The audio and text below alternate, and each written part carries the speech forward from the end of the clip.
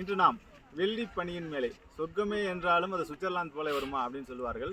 வெள்ளி பனியின் மேலே சுவிட்சர்லாந்தில் இன்டர்லாக்கனில் கிட்டத்தட்ட ஒரு 3000 கிலோமீட்டருக்கு மேலே இருக்கிற உச்சி பனி மலை மேலே இருந்து உங்கள்கிட்ட பேசிட்டு இருக்கோம் நண்பர்களே.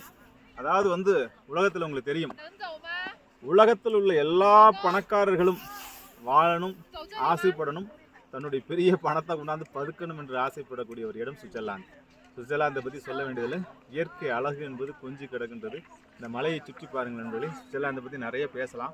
இந்த மலை முழுவதும் கிட்டத்தட்ட நாங்கள் ஒரு அரை மணி நேரம் ரோப்காரில் மலை உச்சிக்கு மேலே மலை உச்சியிலேருந்து ஒரு ட்ராக் ரொம்ப அற்புதமான இடத்துலேருந்து உங்களை சந்திச்சுக்கிட்டு நண்பர்களே. ரொம்ப பீக்கான இடம், சுவிட்சர்லாந்தில் பார்க்க வேண்டிய இடம். இன்டர்லாக்கன்லேருந்து கிட்டத்தட்ட ஒரு மேலே 5000 அடி உயரத்தில் இருக்கக்கூடிய அற்புதமான ஒரு விஷயம். ரொம்ப பேரின்பத்தை கொடுக்கக்கூடிய ஒரு விஷயம். சுவிட்சர்லாந்தை பற்றி நம்ம சொல்லணும்னா சொல்லிக்கிட்டே இருக்கலாம். சுவிஸ் பேங்க்கு நம்ம உலகத்தில் சின்ன வயசில் நம்ம கேள்விப்பட்டிருக்கோம். எம்ஜிஆர் அவர்கள் மரணிக்கும் போது இந்த சமாதியில் போயிட்டு பார்த்திங்கன்னா தலை வச்சு பார்ப்பாங்க.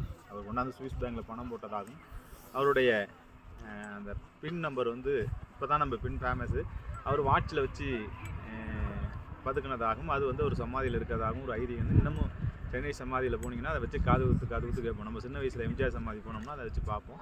இன்று அது நிஜமாயிட்டிருக்கு. அந்த சுவிஸ் பேங்கையும் பார்த்துட்டோம். அந்த சுவிட்சர்லாந்தில் இருக்கிற அந்த அற்புதமான வானவெளியை, அற்புதமான இந்த வெள்ளி பனி மேலேயே இந்த சொர்க்கத்தை நம்ம உங்களுக்கு சுற்றி காமிக்கிறோம் நண்பர்களே.